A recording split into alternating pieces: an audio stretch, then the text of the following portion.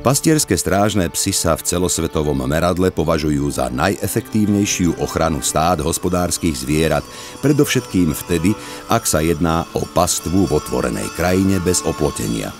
Dobre vychované strážne psy vedia chrániť stádo a svoje okolie nezávisle od pastiera. Dlhodobo preukázaná úspešnosť pastierských strážnych psov má aj v súčasnosti taký význam, že boli z Blízkeho východu a Európy importované aj do Ameriky a Afriky, aby strážili kravy, ovce, kozy, prípadne iné domáce zvieratá vrátane hydiny. Tieto psi pochádzajú zo Strednej Ázie. Predpokladá sa, že prvé plemeno sa podobalo tibetskej doge.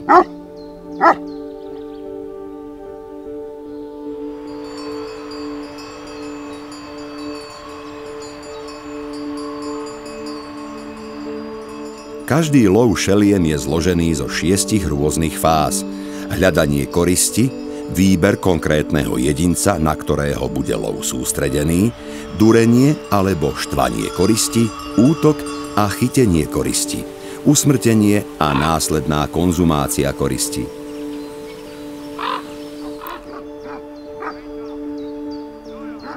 Pastierské strážne psy sú jedinečné v tom, že vedia narušiť jednotlivé fázy lovu šeliem, hlavne durenie, útok alebo usmrtenie koristi.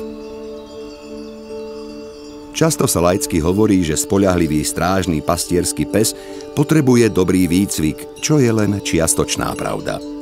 Samozrejme, že tieto psy musia ovládať bežné príkazy ako poď, prestaň, nerob, stoj a tak ďalej, ale inak sa nejedná o typický výcvik ako pri psoch používaných na zavracanie stáda.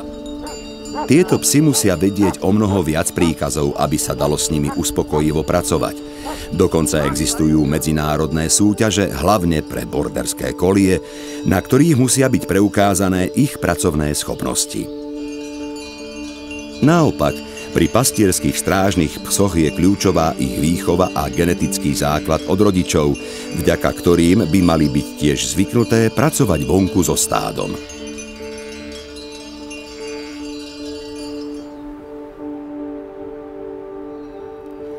Pastierské strážne psy vnímajú hospodárske zvieratá ako svoju rodinu.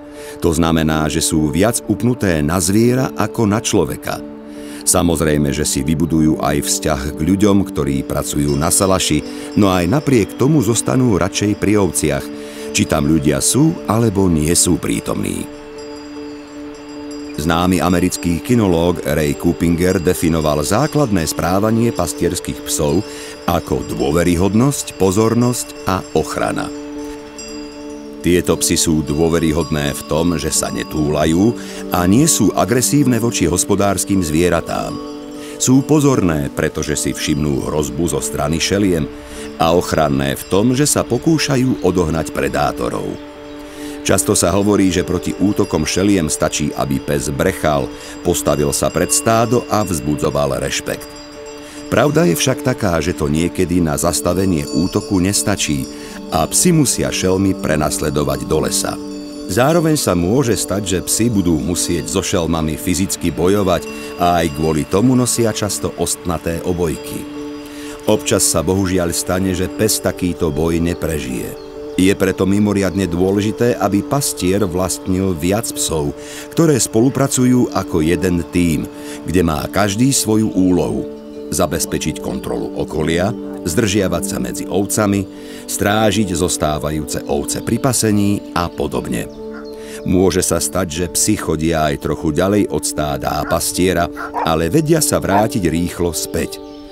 V niektorých prípadoch sa takéto správanie môže mylne označiť za pytliačenie, avšak takéto správanie je súčasťou ich úloh pri ochrane stáda.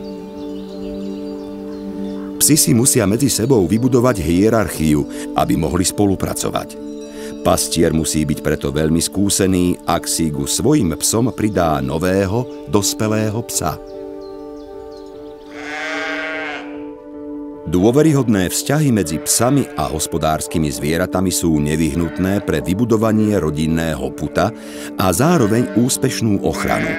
Vzájomný kontakt nosom medzi psom a ovcou, podriadené správanie psa prejavené ľahnutím na chrbát a overovanie takto ležiaceho psa ovcami, vzájomné očuchávanie análneho otvoru, odpočinok psa a oviec v tesnom telesnom kontakte dokazujú obojstrannú dôveru. Takéto správanie sa nedá naučiť, psi to musia mať v sebe. Niektoré psi dokonca cítia, keď sú hospodárske zvieratá slabé alebo choré a dávajú na ne väčší pozor.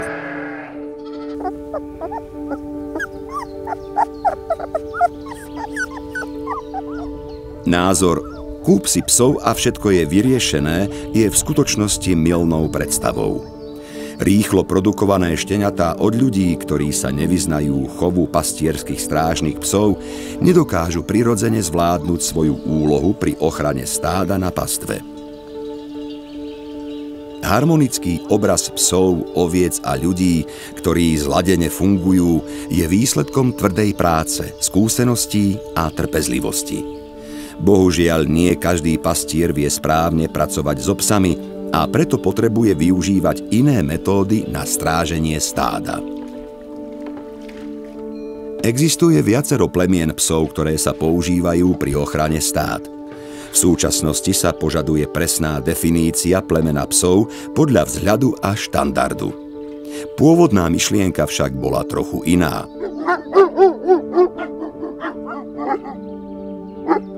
Pastieri v minulosti párili psov s dobrými pracovnými schopnosťami, napríklad ako dôveryhodný vzťah k hospodárskym zvieratám a ochrana stáda proti útoku šeliem. Okrem zdravia psov nebol vzhľad až taký dôležitý. Kinológ dr. Ray Kupinger nazýva tieto plemená ako landraces, krajinné rasy, čiže plemená, ktoré sú prispôsobené na podmienky konkrétneho prostredia vrátane klímy, teploty, parazitov a lokálnych šeliem.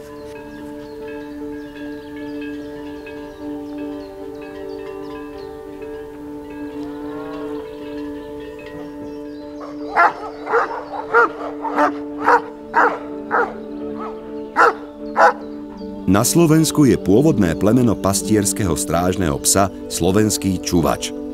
Po druhej svetovej vojne bolo zvykom, že pastieri držali čuvače často na reťaziach pri salašoch, lebo sa báli, že budú agresívne voči iným ľuďom. Pastierské strážne psy sa síce vždy využívali aj proti ľudským zlodejom, ale nie je pravda, že ich agresivita k ľuďom je vrodená. Práve naopak, ak môžu voľne behať, zníži sa aj miera ich útočného správania. Na reťazi sa cítia psi nekomfortne a aj preto sa často prejavujú agresívne. Pes na reťazi ani nevie dobre strážiť. Dokonca sa bežne evidovalo, že vlky alebo medvede zabili psy na reťaziach, lebo sa nevedeli brániť alebo utekať. Často sa stávalo, že psi na reťazi ani neštekali, aby nedali šelmám najavo, kde sa zdržiavajú. Keď pes vyrastá na reťazi, nemá možnosť poriadne sa socializovať s hospodárskymi zvieratami. Potom je na mieste otázka, či pripútaný pes vôbec môže rozvíjať dôveryhodný vzťah k hospodárskym zvieratám.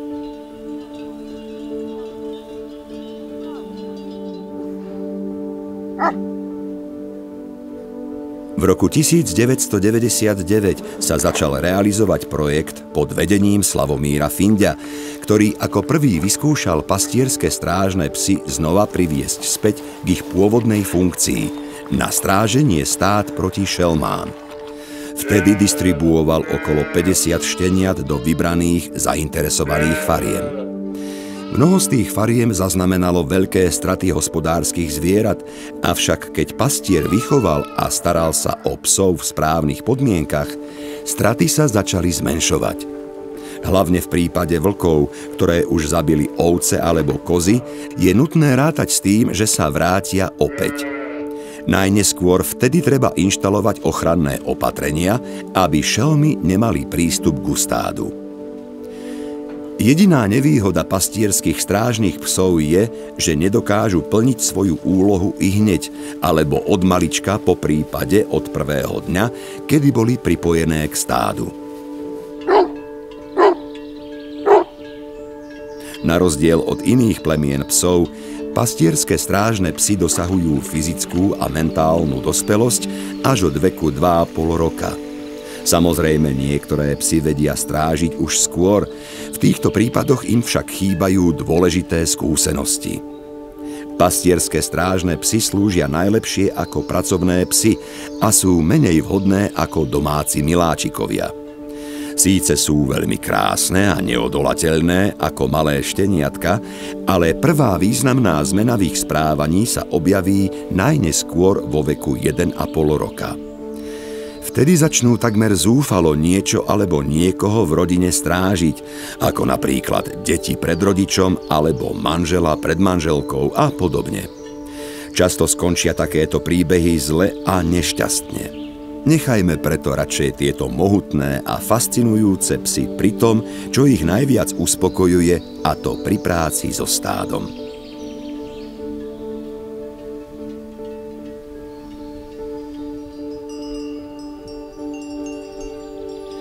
Momentálne využívajú slovenskí pastieri pri svojej práci veľmi často tieto plemená: stredoázijský ovčiak alebo Aziat, slovenský čuvač alebo jeho poľský brat, podhalanský čuvač, ktorý vždy pracoval na voľnej pastve ako strážca oviec.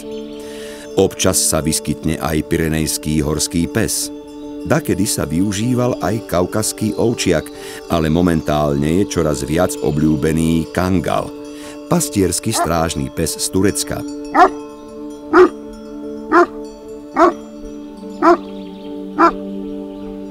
Veľmi často sa využívajú aj kríženci týchto plemien, hlavne vtedy, keď sú rodičia veľmi pracovití.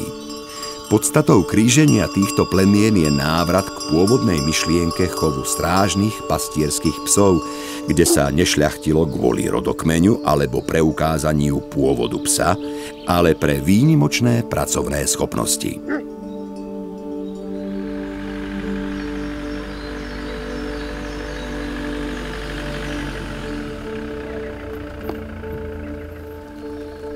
Ak sa človek rozhodne, že chce začať chovať alebo pridať k psom a stádu strážneho pastierského psa, tak by mal prioritne hľadať skúseného chovateľa. Šteniatá by mali mať vycvičených a pracovitých rodičov s dobrými schopnosťami a vlastnosťami na stráženie stád. Dobré pracovné schopnosti nezáležia od plemena alebo od toho, či je pes čistokrvný alebo kríženec. Mimoriadne dôležitý je proces socializácie psov s ich budúcimi chránencami. Inými slovami povedané, šteniatá sa musia od útleho veku naviazať, imprintovať na domáce zvieratá, ktoré budú v budúcnosti strážiť. Psi sa môžu naviazať na rôzne druhy domácich zvierat, okrem oviec, kôz a hovedzieho dobytka, aj na sliepky, husy, kačice, ošípané kone, lamu a podobne. Podstatou celého procesu socializácie je, aby sa šteniatá narodili medzi hospodárskymi zvieratami a aby od začiatku mali s nimi blízky kontakt.